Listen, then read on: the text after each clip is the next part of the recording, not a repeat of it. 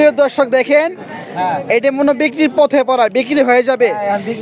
এই যে দেখেন, এই যে ব্যাপারী নিয়েছে, এটা আপনি কি মাংসের জন্য নিয়েছেন? না, এটা পালার জন্য নিছি। পালার জন্য? জি।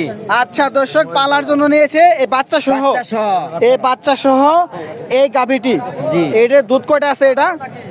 এখন বর্তমান কমই আছে, আগে 7-8টা করে বানাইছি। 7-8টা বানাইছে এখন? জি। এখন কম আছে। কি বাচ্চা? পাড়ি বাচ্চা, পাড়ি বাচ্চা। পাড়ি বাচ্চা।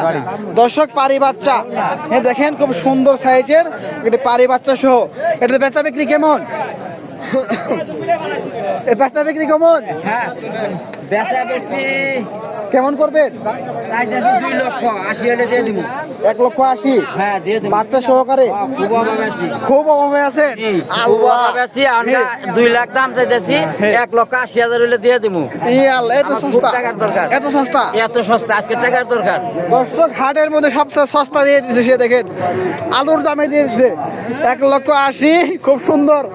গায়ে যদি দেওয়া লাগবো কিন্তু আমার। হ্যাঁ, এখন দিয়ে দিব, টিয়া দেন।